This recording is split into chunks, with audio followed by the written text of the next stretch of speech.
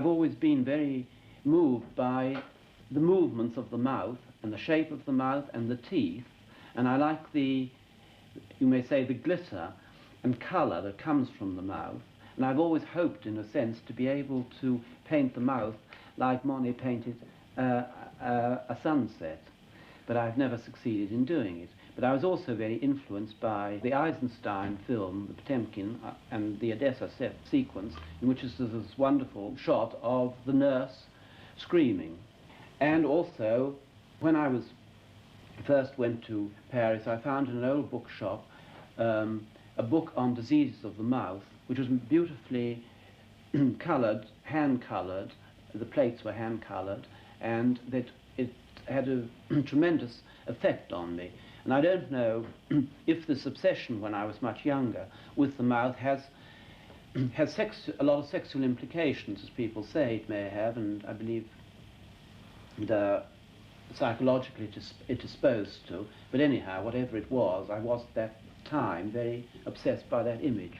So you might well have been interested in painting open mouths and teeth, even if you hadn't been painting the screen. I think I might. Nevertheless, yes. You did become involved with painting the human screen. I did, and I've always hoped, I've always wanted and never succeeded in also painting the smile, but I have never been able to do it.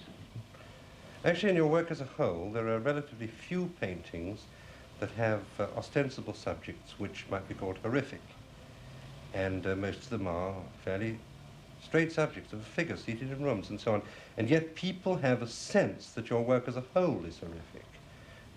Why do you think this might be?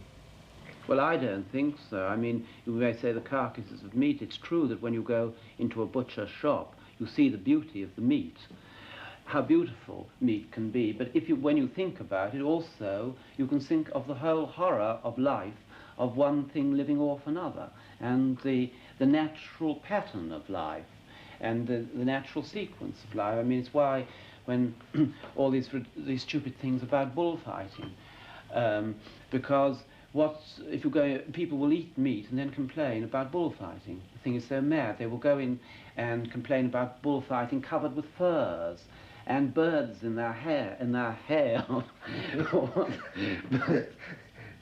I mean, it's so illogical.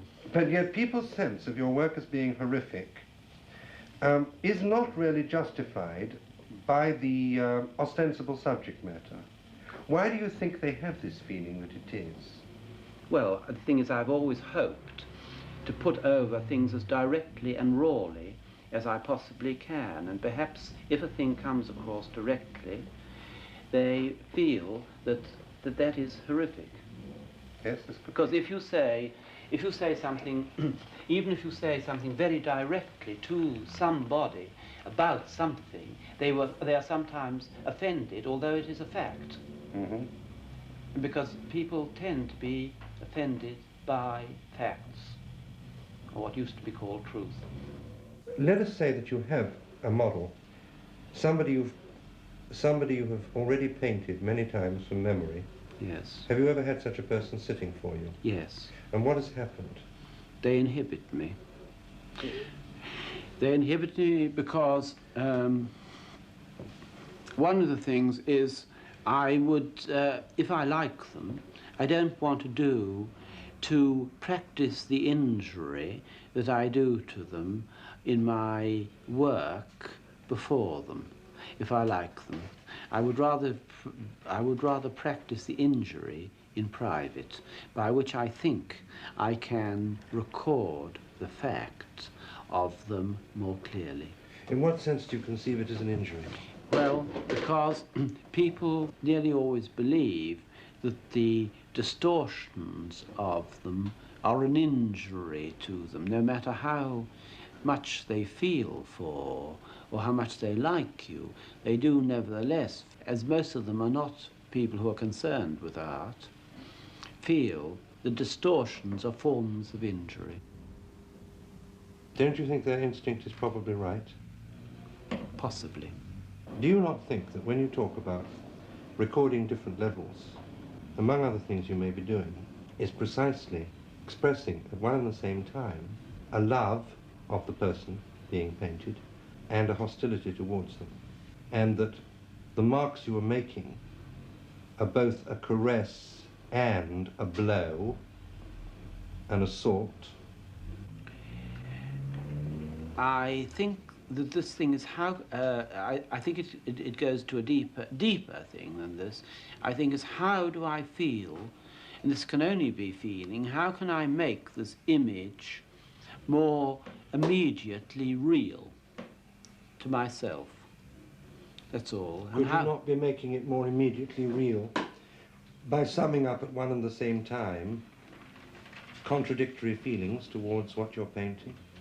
That would be making it very real, I would have thought.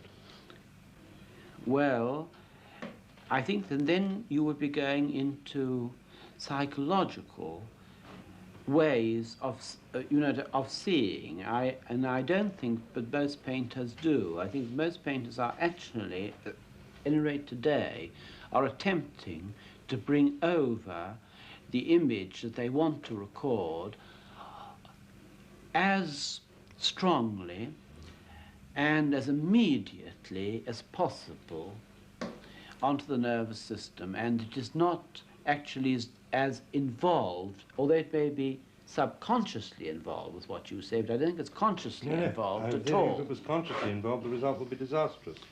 But don't you think, and this is why I say that your sitter instinctively sees this as an injury, which in a sense might be thought naive, but I'm suggesting that the sitter's instinct is right. It may be right. In realising what's really going on. What you're really saying is that what Wilde said, you kill the thing you love. In the paintings of men in rooms, there's somehow people feel there's a sense of claustrophobia and unease there. Are you aware of this yourself? Well, I'm not aware of it, but the thing is that most of those pictures were done of somebody who was always in a state of unease. And whether that has been conveyed through these pictures, I don't know. But I suppose in attempting to trap this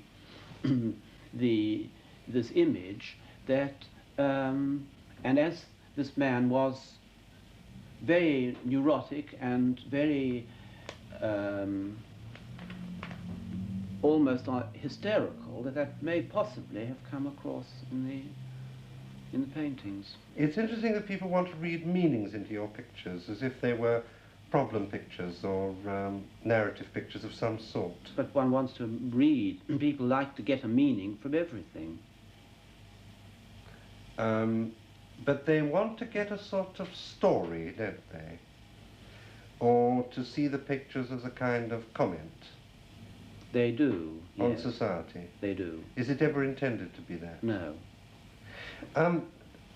When you do paintings, say, of nudes in rooms, yes, male nudes, yes, sprawling across sofas or anything, yes, do you have in mind someone else, or do you sometimes think of them as yourself? No, I think of them not as of myself. I think of them. Some of those things have come from photographs that I have, and some of them have come from the Muybridge book of the human body and movement, which I have very often used figures from. But I don't think of them as myself. But it's true to say that, of course, that when you paint anything, you are the same. You are also painting not only the subject, but you are painting yourself as well as the object that you are trying to record, because painting is a double, is a dual performance. Because, for instance, if you look at a Rembrandt painting, you know, I feel I know very much more about Rembrandt than I do about the sitter. So in the first place, so you use existing photographs that you've come across, yes, like those in Muybridge. Yes. And then you use photographs like this, which you've had taken in order to paint from, yes, instead of getting a model to come and pose. I have, yes. In fact, even from friends who will come and pose, I've had their photographs taken for portraits, because I very much prefer working from the photographs than from them. But then you've also used photographs of works of art. Well, I have, and I think most unsuccessfully, because I think it's already so remarkable that there's absolutely really nothing to do about it, but I used it out of obsession. I don't think that any of these things that I have done from other paintings actually have ever worked. In spite of the terrific importance that you give to the paint itself in an artist like Velázquez and Rembrandt, you paint again and again from photographs. I mean, when you were in Rome, you went to see the Velázquez, the Innocent. No, I didn't. You never went? No. How long were you there? I was in Rome for about 2 months. And you never actually went to see this painting which you'd been working I didn't. After for years? No. It's true to say that at that time I was extremely unhappy emotionally, and I loathed churches, but I spent most of my time in St. Peter's, just wandering around. But I think another thing was it was probably a fear of seeing the reality of the Velázquez after my tampering with it. Mm-hmm. I think it was probably a feeling of seeing this marvelous paint, at least what I'd always thought as a marvelous painting in photographs, and then seeing the stupid things that one had done with it. You've also got a lot of things around here of your own, I mean, reproductions of your own work. Do you look at them while you're working? Well, I do very, very often. I very often think that I will be able to, for instance, I've been trying in this particular one to make this image which I did in 1952, and I've been trying to make this into a mirror so that this image is crouched before a mirror of itself. It hasn't come off, but I very often find I can work from photographs of my own things that have been done years before, and they become very suggestive. Do you make any use of preliminary studies or sketches of any sort? Yes, I do. I nearly always make a sketch. Drawn or gouache or something? I generally just make it out of with thin paint, and especially in portraits, I make a kind of outline of the position in which I want to try. I think I want to make the image, but after that, chance and chance and what I call accident takes over, and if anything ever does work in my case, it works from that moment when consciously I don't know what I'm doing. When you say chance, you mean something more than improvisation. You mean as if you're really working without making conscious decisions. They're certainly not conscious decisions. But what are you thinking about? I mean, how do you suspend the operation of rational decisions? I'm thinking of nothing but at that moment, I'm thinking of nothing but how hopeless and impossible this thing is to achieve. And by making these marks about which I don't know how they will behave, suddenly there comes something which your instinct seizes on as being for a moment the thing by which it could begin to develop. How much does it help to have had a certain amount of drink when you're painting? Well, this is a difficult thing to say. I haven't done many things when I have had a lot to drink, but I have one or two, and I did the crucifixion in 1963. Which was one of the best things. And that was done when I was on drink for about a fortnight, and perhaps it was, sometimes it loosens you, and I think it works better, but it's, again, I think it also dulls other areas. You really don't want to lose a certain clarity. You don't want to leave too much to chance, do you? I want a very ordered image, but I want it to have come about by chance. It's a matter of reconciling opposites, I suppose, of making the thing be contradictory things at once. Well, it isn't just that one wants a thing to be as factual as possible, and at the same time as deeply suggestive or deeply unlocking of areas of sensation other than the simple illustration of the object that you set out to do. Isn't that what all art is about? If you think of the great Rembrandt self-portrait in Aix-en-Provence, for instance, and if you analyze it, you will see that there are hardly any sockets to the eyes. That is, it is almost completely anti-illustrational. And when the brutal, so-called brutal painting of a Jackson Pollock or something like that, I forget what that painting is called. What is the technical term for it? Well, abstract expressionism. Abstract expressionism, that of course all that had been done by Rembrandt in a painting like the self-portrait in Aix-en-Provence, but it had been done with the added thing that it was an attempt to record a fact, which was Rembrandt's own appearance. And to me, therefore, must be much more exciting and much more profound. Inevitably, he's trying to do something much more difficult. You're very preoccupied with chance in painting. You're also preoccupied in chance with gambling. The thing is that I do remember once when I lived once for a long time in Monte Carlo, and I became very obsessed by the casino, and I spent whole days there, and I used to think that I heard the croupiers calling out the numbers at roulette, the winning number, before the ball had fallen into the socket.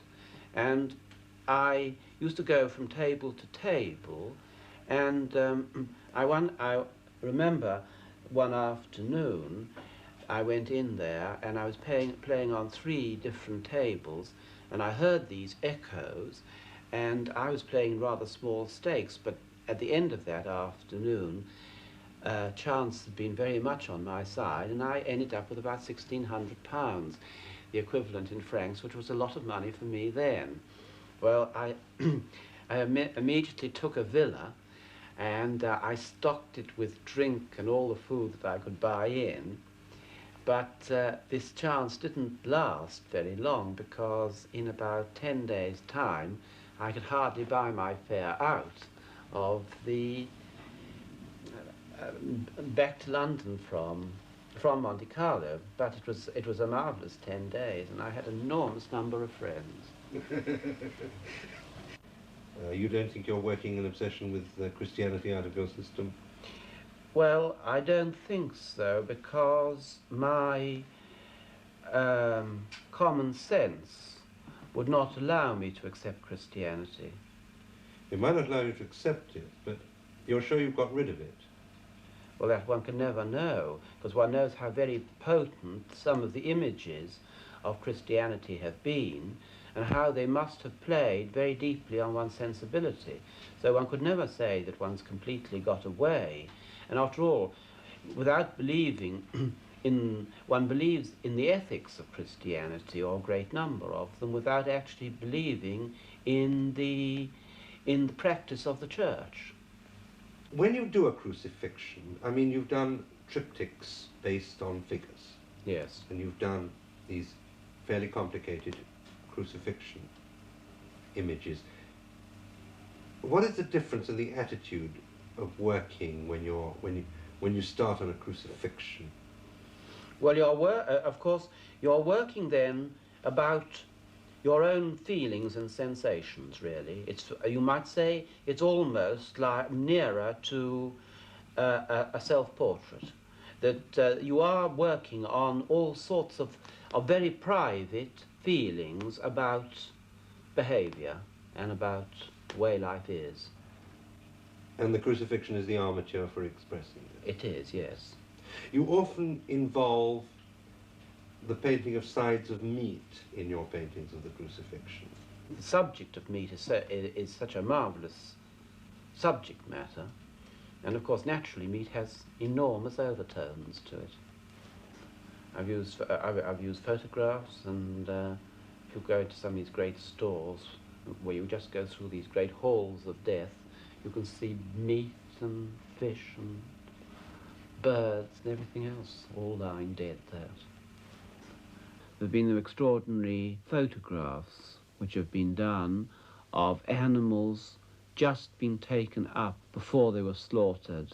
And I think these pictures were very much based on that kind of thing, which to me is very, very near this whole thing of the crucifixion. I know for religious people, for Christians, the crucifixion has a totally different significance.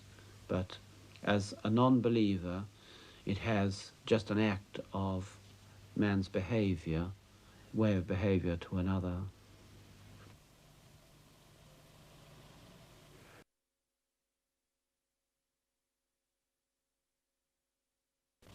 As man realizes that he is an accident and his futility, that he's a completely really futile being, that he has to play out the game without reason. I think that even when Velázquez was painting, even when Rembrandt was painting, in a peculiar way, they were still, whatever their attitude to life was, they were still slightly conditioned by certain types of religious possibilities, which man now, you could say, has been completely cancelled out for him. Now, of course, man can only attempt to make something very, very positive by trying to beguile himself for a time by the way he behaves, by prolonging possibly his life, by buying a kind of immortality through the doctors. You see, painting has now become, or all art has now become, completely a game by which man distracts himself. What is fascinating actually is that it's going to become much more difficult for the artist because he must really deepen the game to be any good at all and return the onlooker to life more violently.